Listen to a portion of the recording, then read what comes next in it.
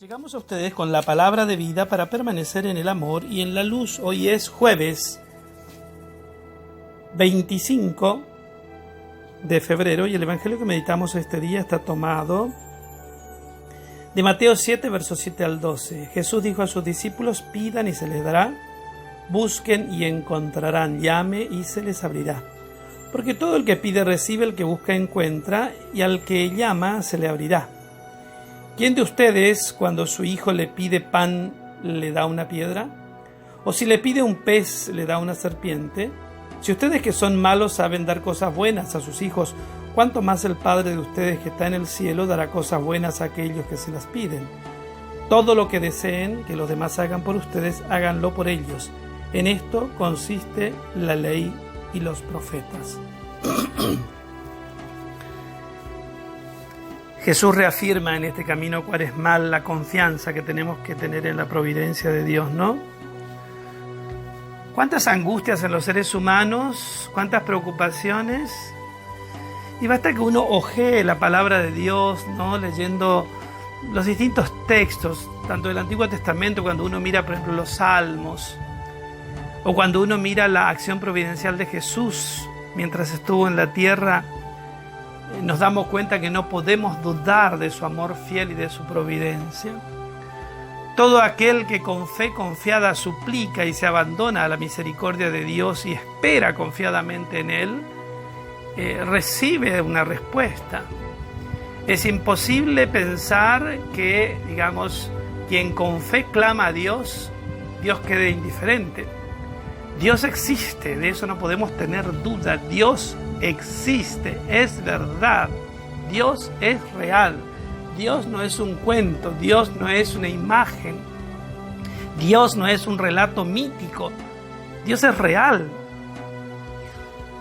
La historia lo atestigua de manera categórica, ¿no? En todas las culturas, la expresión de la fe como conciencia de un Dios que guía la historia es real.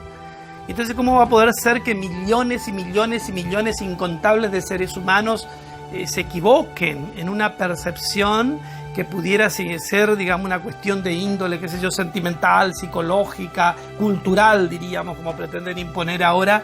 Eso es un absurdo, porque significa que todos los seres humanos vivieron en el error y en la equivocación. Dios es real, Dios existe. Y entonces, si Dios es real y Dios existe, ¿cómo va a ser posible que Dios no escuche nuestras oraciones? Dios escucha nuestras oraciones.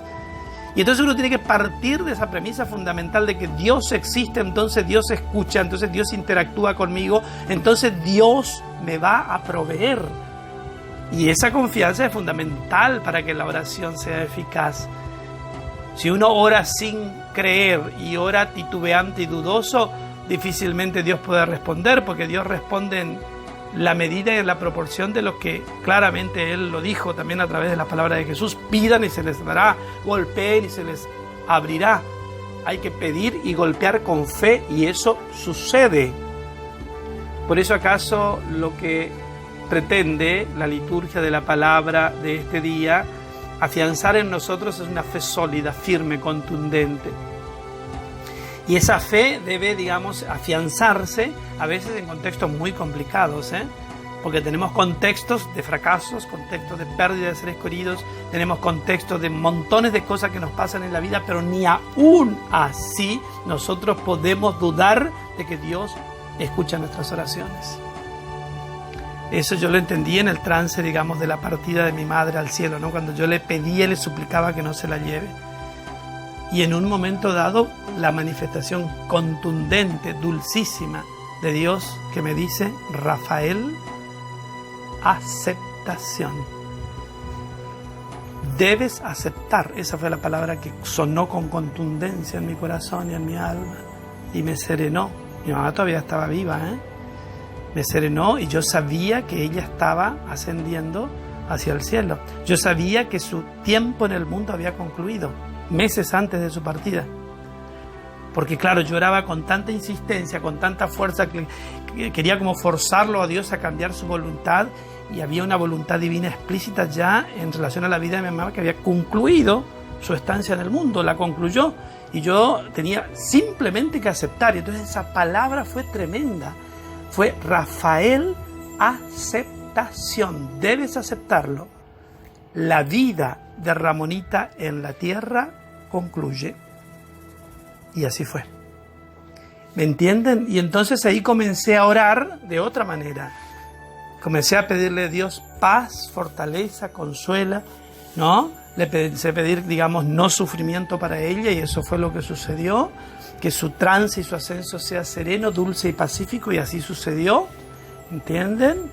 La fe que se abandona incondicionalmente, inclusive en contextos sumamente dolorosos como eso, alcanza la absoluta certeza de ese Dios que proveerá en las circunstancias y en los modos de su santa y divina voluntad.